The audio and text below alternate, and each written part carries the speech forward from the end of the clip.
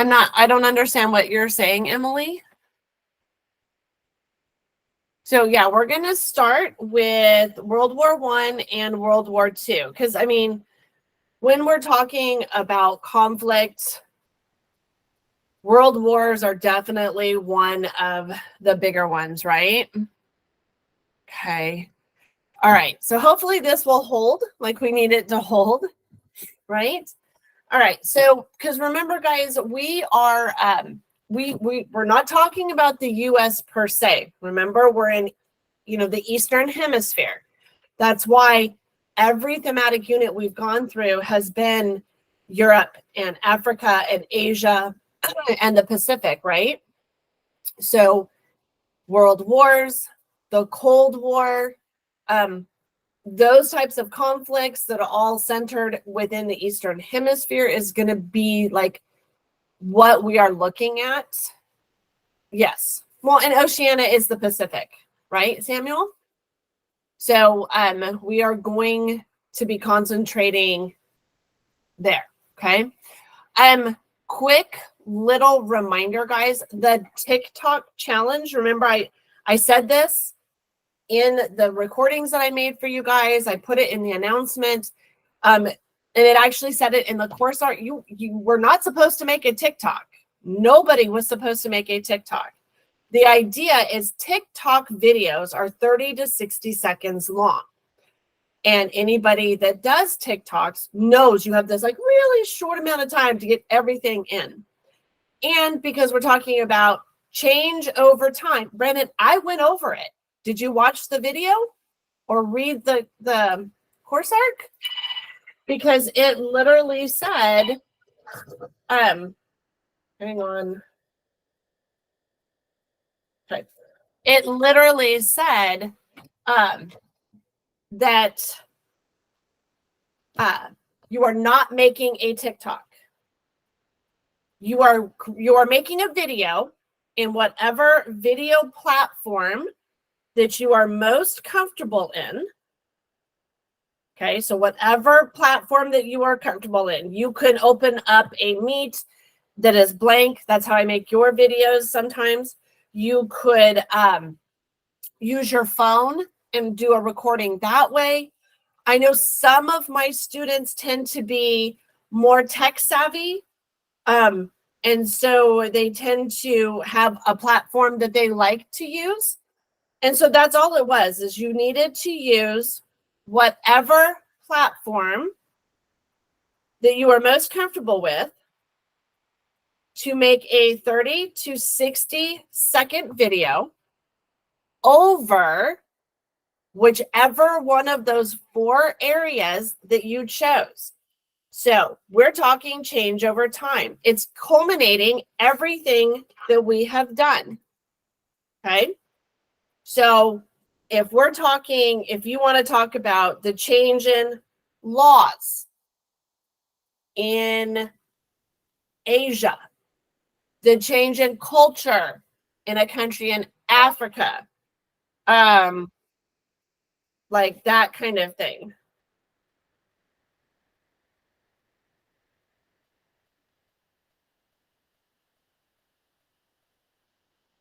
Hang on just a second. I'm getting a message from there.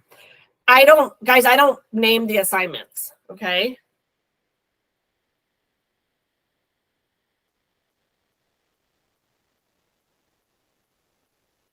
Okay. But the idea being is a 30 to 60 second video over whatever you chose from whichever area you chose from to make a video explaining all about that area. No, I don't have one for you. I don't have an example. Again, I don't teach this class normally. This is something that came up that they have decided through MVLA for you guys to do. I'm trying to open up the course arc so that I can go back over it. I'm literally going to do the exact same thing that I did in the video with you guys. Adriel, you raised your hand. I was gonna say, like, what about economy? Or no, that does not. Or no, we're not talking about money anymore. We're not talking that changes in economy, or no, that not counts. Well, I don't.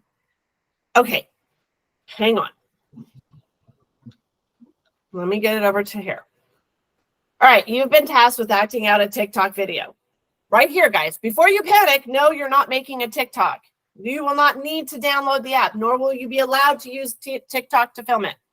So I'm kind of confused why I got a lot of messages about I don't have TikTok.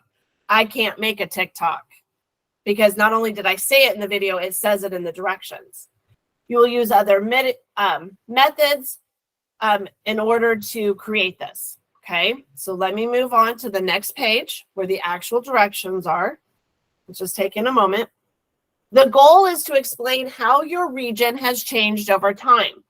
This will involve you researching your region and how it has changed. That's what you guys were supposed to be doing on Wednesday and finishing up on Thursday while you were in the meet. Okay. Topics you might want to focus on could be culture, history, laws, etc. Once you have your research, then you'll need to create a presentation. The length of the presentation, and I told you guys 15 seconds is really short. So I told you guys go shoot 30 to 60 seconds. Make it fun and engaging, okay? And make sure that you do not just stand there and read off. Well, if you stand there and you go, hi, my region is Africa. I want to talk about how the culture has changed. Is that fun? It's not. Or if you sit there and read off of a thing, blah, blah, blah, blah, that's not fun, right? You kind of need to know what you're talking about. It tells you you can use props, but you're not going to get the other part of it. Because remember, the one thing a lot of you guys are having a hard time with is you're not using your rubrics, even though I show them to you. You're not using your rubrics. And then you get upset when you lose points because you didn't use your rubrics to make sure you got all of your points. It says you can use props, make sure it's school appropriate, and you had to choose either Europe, Asia, Africa, or Australia and Oceania. Pick something from one of those regions that has changed over time and make just a fun, informative, like little, video. Think about like commercials, how they're really fast. PSAs are really fast, that kind of thing. Okay. So that's what you guys are doing. You're not making an actual TikTok. Okay. You understand?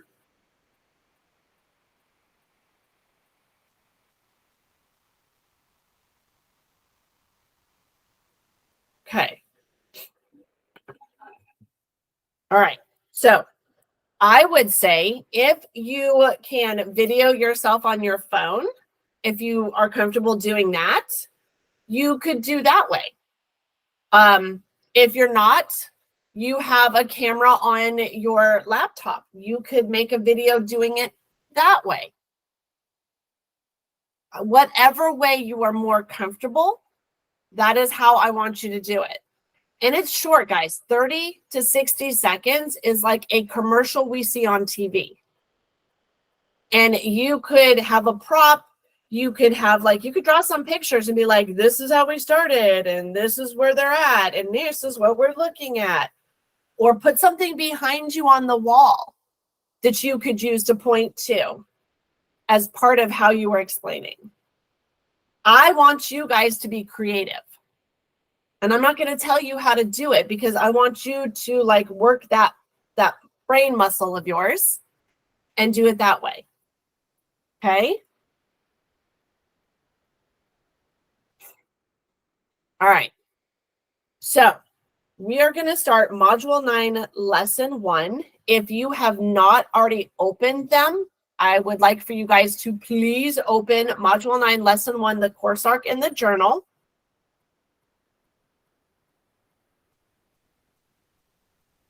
We're going to start with World War I. Hang on just a second.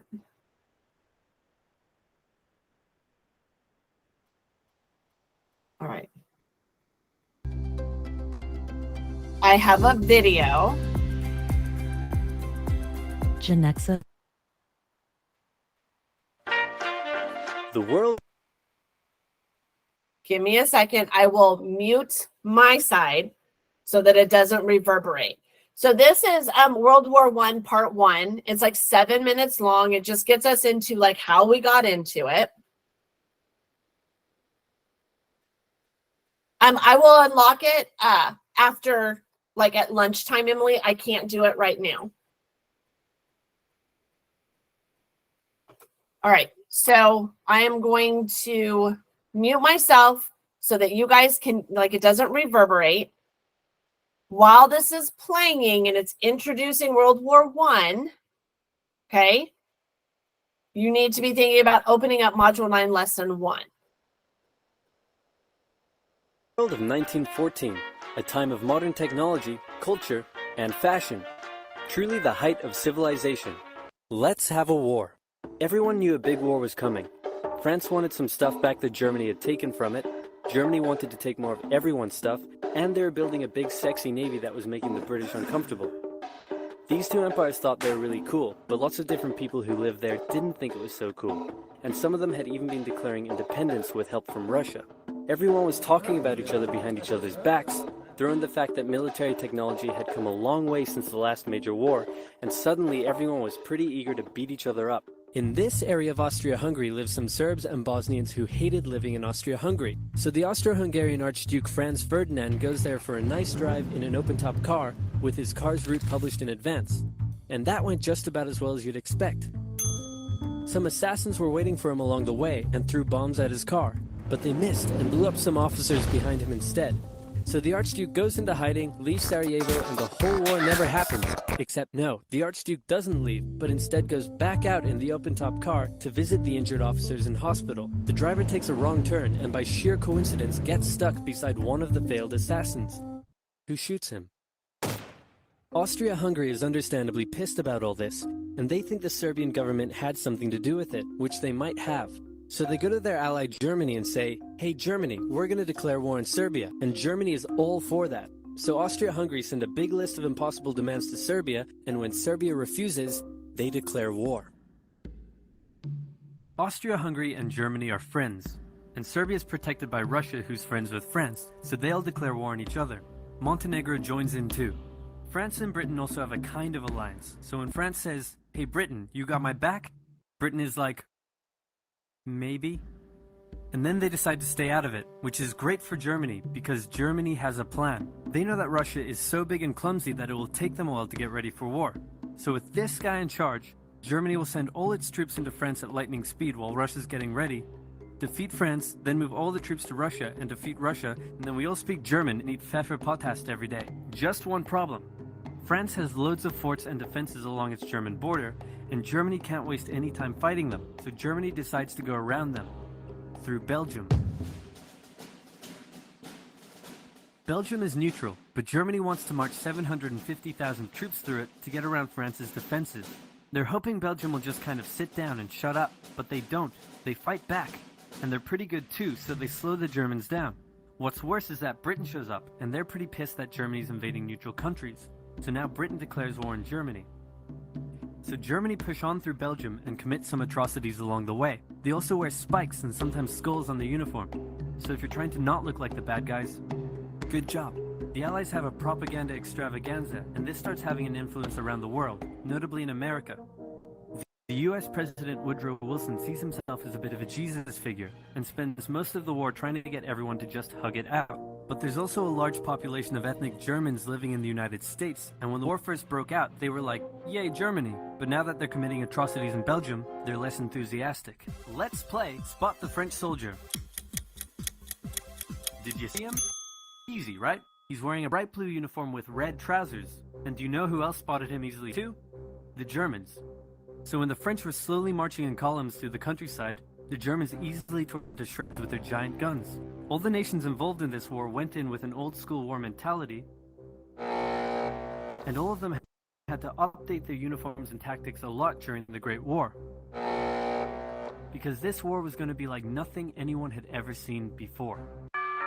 Russia's ready for war, and way earlier than expected. Hey, Austria-Hungary, can you get on top of that? Oh yeah, sure, we've got this. Nope. So Germany has to send some troops back to the east to defend against the Russians. The chief of staff of the Austro-Hungarian army is this guy, and although he is handsome, he turns out not to be the best military strategist. Austria-Hungary constantly ignores Germany's advice, and then comes running back to Germany whenever they get in trouble. Austria-Hungary even gets its ass kicked by tiny Serbia, who repels all their invasion attempts at the start of the war. It's better news for Germany in the north, though, where they almost completely wipe out the Russian Second Army. Back on the Western Front, the Germans continue advancing and are in sight of Paris. At this point, anyone would be forgiven for thinking the Germans were going to get that quick victory after all, but then things start to go wrong. The French commander-in-chief knew something had to be done, and he ordered his armies to stop retreating. In the resulting battle, a gap opened up in the German lines. If a gap opens up, the enemy can use it to flank you from the side and behind, so the German armies have to retreat. The Allies launch a counterattack, so the Germans dig into defensive positions. The Allies do the same. Then both sides move north, trying to outflank each other along the way. When they reach the sea, they're in a stalemate with trench systems running the whole way from the coast to Switzerland, the beginning of trench warfare on the Western Front. Here's how trench warfare works. Two opposing lines of trenches with no man's land in between. One side would pummel the other with hundreds of thousands of artillery shells, sometimes for days at a time. This had a huge psychological effect on the soldiers, leaving many shell-shocked. Then, the attacking troops would leave their trenches and rush across no man's land, a muddy wet mass of shell craters and barbed wire. The defending trench would unleash machine gun fire on the attackers, inflicting thousands of casualties. The attackers would send wave after wave until either they gave up or the opposing trench was finally overrun. There would be months of fighting and the deaths of thousands in order to gain a few meters or kilometers of land. Living in the trenches was hard work too. Corpses, mud that could swallow you whole, pools of poisonous water, rats, disease, the smell. It's insane that millions of soldiers put up with these conditions, and commanders ordered them to do so for years.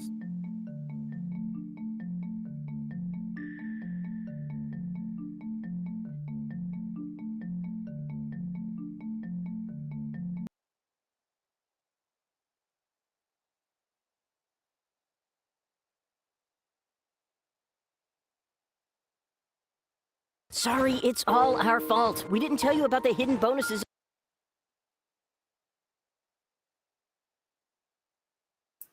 of Egypt sooner. Now, many players have complained about how poor Egypt is. It's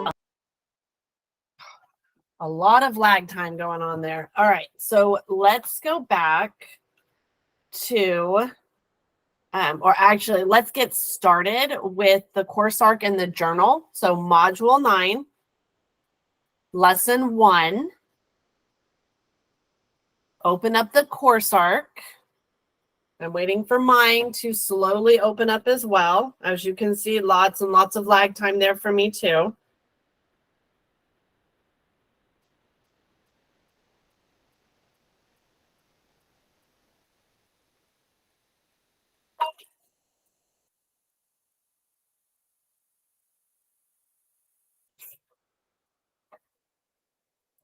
I'm not sure why I told it to open it to this, but it's not doing it. And I'm not sure why it's not doing it.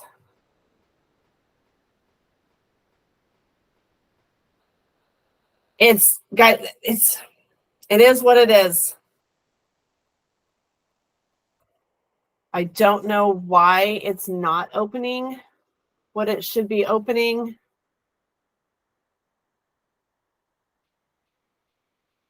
Let me see. Does everybody have your course arc and your journal open? Okay. I'm going. It's almost about to open. Okay. All right. So as always, guys, in this one, there's only 3 questions that you're going to be answering. Oh, look, it just gave me an error. All right, let's see if I can get this to do it. I did the whole, refresh. Let's see. Let's look at the journal, if that will open first. All right, while I try and get this to open up for me. Okay, so when we're looking at the journal, Remember, generally we have 2 to 3 questions for the most part that we have to answer. Okay. So in this case, the first thing that we're answering on this particular journal is our primary source. Okay, with me so far on that? And so even though I go over these with you guys, some of you guys are not putting all the information in there, or you guys are putting in the one that you can see on your screen where it says Module 9, Lesson 1, M9L1.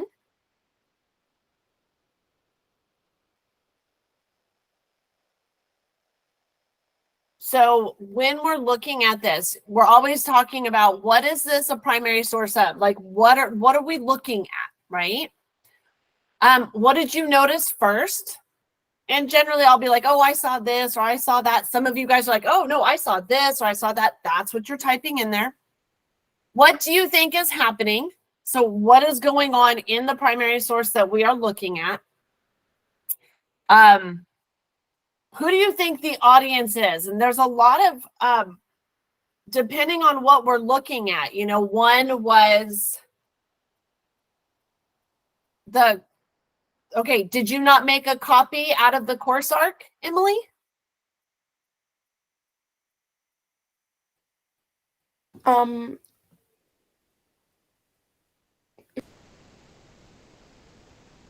So this is the course arc that I have put up on here, right? We have our overview, right? It talks about reasons and results of the 2 world wars and the impact they had on Europe. Why organizations were created in the aftermath of this. And then you go into the actual introduction. So you click on introduction. Oh, you did get it? Okay. And then, you know, we click on the little link. So guys, anytime, remember, anything in blue is a link. It's a hyperlink for you guys to click on that. Okay. So back on here. So you have to fill it in. Who is the audience? Who would be reading or looking at whatever the primary source is? What can you learn from examining this? Like, what was the point? What are we getting out of it? And then what do you wonder about? And those were some of those questions that we've gone through. Okay. You've got to fill them all in, and you actually have to answer them based on what the primary source is in the course arc. The next one on the Google Map tour, I'm still getting students who say they all have to do with change over time, or they're all in the Pacific. Like, I need more, or you're not going to get full credit. And you may even not even get more than minimum credit. And then the writing activity. So this writing activity that we're going to finish up this week says, should Europe have seen that World War II was going to happen? And we'll talk about how World War I led to World War II, and then we'll get to that. Remember, your response here has to be 5 to 8 sentences for a paragraph. Okay? And that is what I'm looking at in your rubric. Okay? So let's go to the course arc. So our very first page, right, in our course arc says, you've seen throughout the course, Europe has been a place of major conflict. Many of the conflicts date back to the way back into ancient times. So all of the tribes, then we have Christians versus Muslims.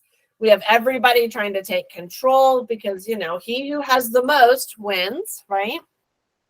Some of these tensions have still lingered even into the 20th century. So we're going to look at some of the major conflicts of the 20th century. And so this is a quick video over like how Europe has changed. Okay. So I'm going to mute. We're going to play and we'll come back.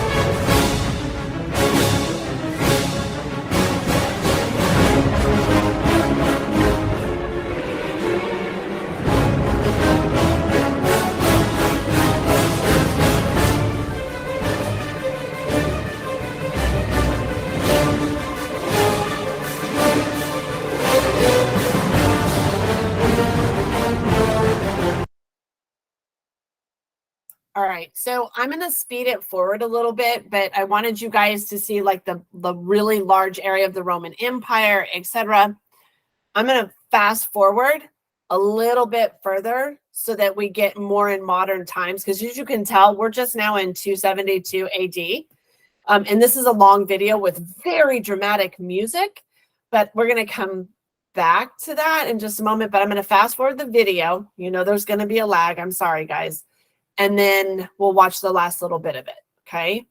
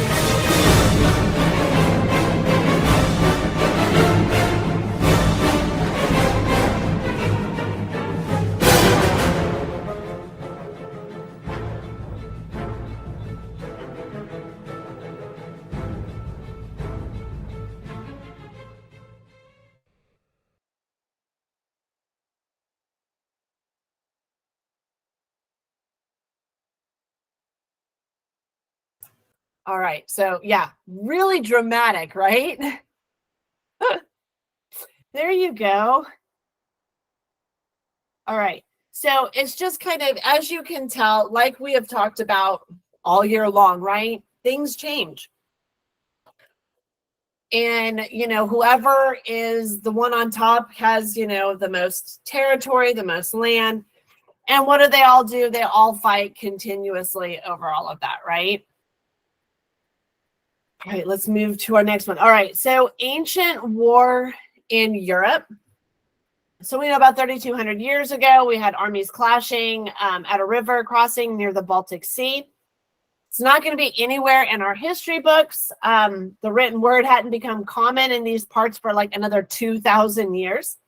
But this was no skirmish between local clans. You had thousands of warriors coming together in a brutal struggle, perhaps fought on a single day using weapons crafted from wood, flint, and bronze, a metal that was at the height of military technology way back when. Struggling to find solid footing on the banks of the Tolson River, a narrow ribbon of water that flows through the marshes of northern Germany towards the Baltic Sea. And you can kind of see where they're showing you that on the map. The armies fought hand to hand, maiming and killing with war clubs, spears, swords, and knives. Let's see. Bronze and flint-tipped arrows were loosed at close range, piercing skulls. And a bunch of other things here. Hang on just a second. Lodging deep in the bones of young men. Ooh, that sounds horrible. Horses belonging to high-ranking warriors crumpled into the muck, fatally speared. Not everyone stood their ground in the melee. Some warriors broke and ran and were struck down from behind. Okay, and that's our video, or our picture right there. And then if you click on the link, it takes you to an article from that time period. I'm not going to click on that one just because we seem to be having a lot of lag. Okay. All right, so let's move on.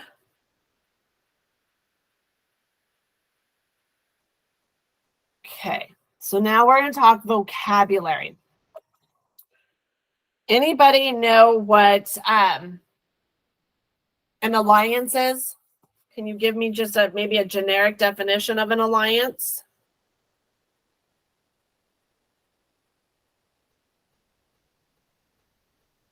Anybody?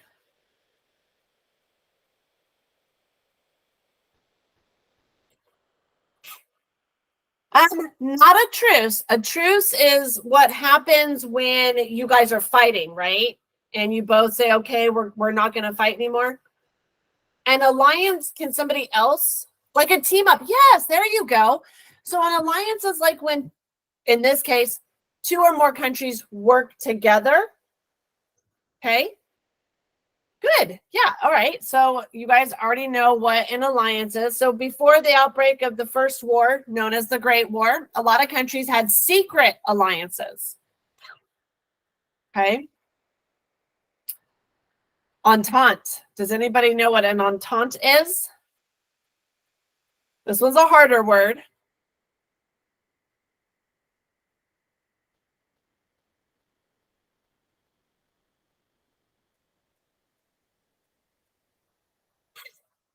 You want me to flip it? So during the age of exploration, France and Britain had battled many times. During the 1900s, they had reached an entente and were peaceful towards one another. So yeah, peace. Basically, yes. France and Great Britain had done nothing but fought until the 1900s, just prior to the Great War. They finally were like, we're both not getting anywhere, so you do you, we'll do us, and we're good. Okay? Good. All right, empire.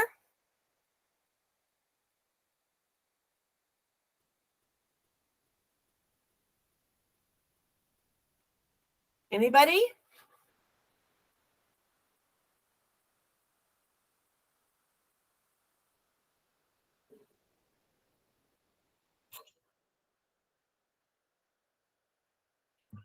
A big group, okay.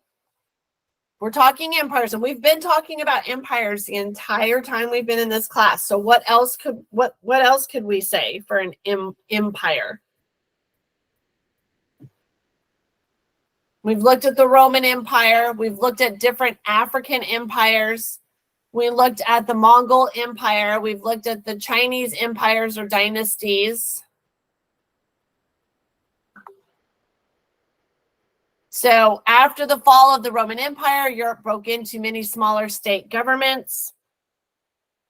So if you think of it as a large or a country ruling a lot of territory or land, right? So you have the Roman Empire, right, which was centered in Rome, and then they spread out, and everything they controlled was part of their empire. Okay. The Bronze Age. So Bronze Age is about 3300 BCE. So when we're talking ancient, that's what we're talking about. Blitzkrieg. Have any of you guys heard that term before? No? Samuel, you have. Taj, you have not. So it's a German word. And it means lightning strike. So the German Blitzkrieg on Poland would have devastating results on Europe. They literally went in and hit Poland. It's lightning war or lightning strike, either one. And they hit Poland so hard and so fast, like there was nothing that Poland could do. And that's how Germany fought World War I. Like they were in, hit it hard, and basically those that they were going after didn't have time to like respond to what was going on. Okay, so let's do our vocabulary. A friendly understanding or informal alliance between states or factions. Blitzkrieg, they actually use that, Samuel, in both World War I and World War II. Is that entente?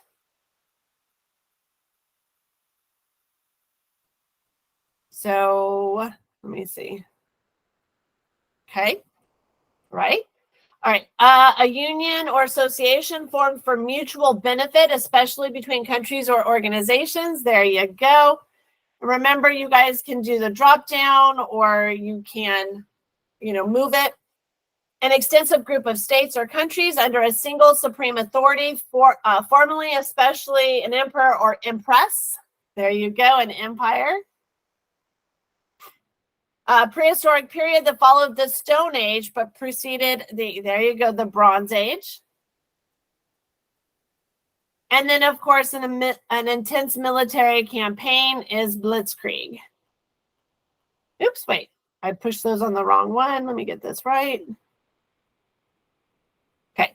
Does everybody have that done on in your course arc? Can you give me the thumbs up emoji?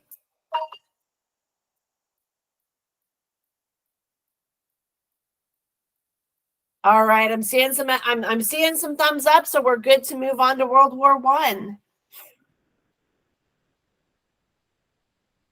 You know, in 10 minutes when mine finally flips over.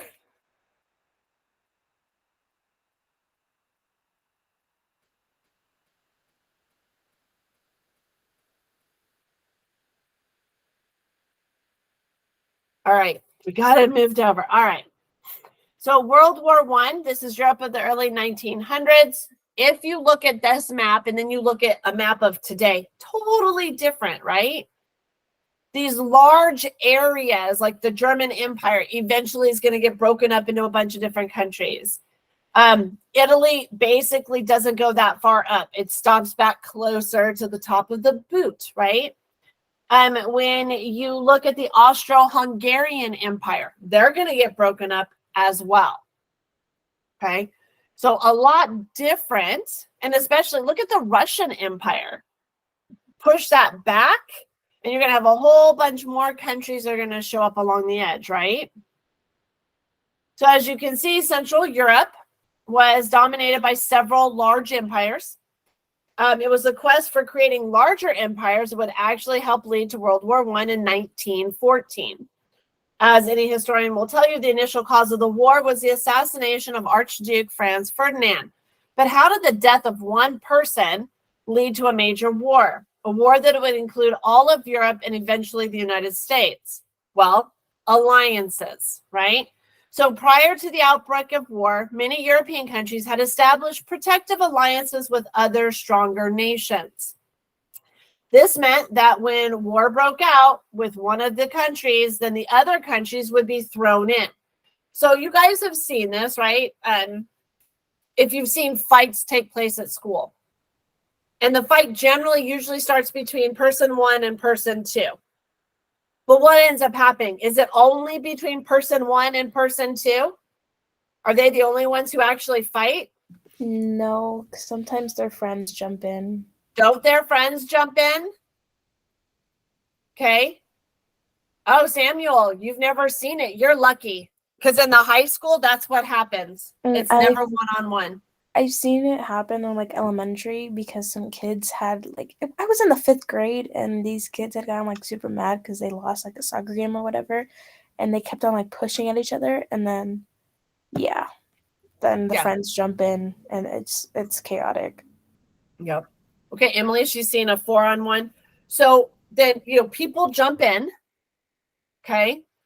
And so like the 4-on-1, Emily, if the one person had other friends that had popped in, then do you see where I'm going with this? Are you seeing kind of the comparison I'm trying to make here, right? People, that's what these alliances were. So even though it was Archduke Franz Ferdinand and he had been shot, everybody that was aligned with the Austro-Hungarian Empire jumps in, and those who were aligned with the other ones jump in, and then it's crazy, right? Everybody is now involved. So that's kind of, I know it's very simplified, but that's the best way I can think of to explain how World War I and World War II basically happened. Okay, that is how everybody jumps in. Okay, so as you can see in the map below, there's going to be basically 2 distinct sides to the war. So you have the Triple Alliance, which is the darker green. Do you guys see that? And then the Triple Entente, which is kind of the brighter green. Okay. And then we have, I'm not sure how long the video is. We'll come back to that. So looking at the questions, which of the following was not part of the Triple Alliance? Germany, Austria-Hungary, France, and Italy. France, right? Good. They're part of the Entente. Okay, which of the following countries help make up the Triple Entente? So France is one, right? What else? Britain and Russia, good. Makes sense, right? Triple meaning three.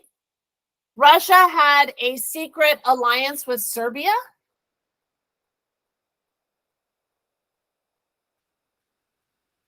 What do you guys see? True. Okay. Britain declared war on Germany because they invaded Italy. False. There you go. Even Japan would get involved and pledge allegiance to the Triple Alliance. So we know that would also be false, right? Japan is actually on the same side as Great Britain in World War I. What happens after World War I is going to send them to the other side for World War II. World War I really was the war to end all wars, as we have not had any wars, which we know is false, right? I'm not sure what you mean by that, Samuel. Can you explain?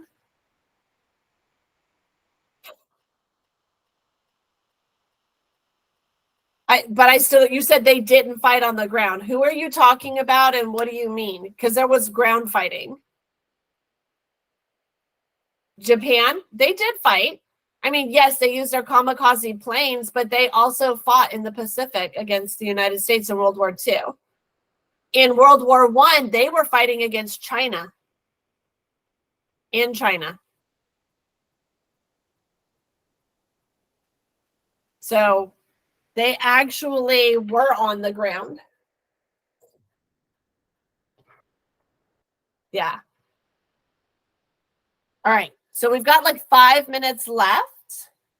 Let's go back to, I've got that short part 2 video for World War I.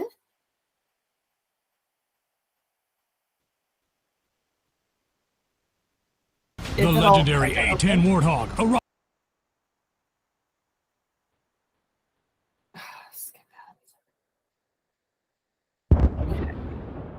With both sides stuck in a hard stalemate, they knew this war wasn't going to be about taking territory, but about simply wearing each other down.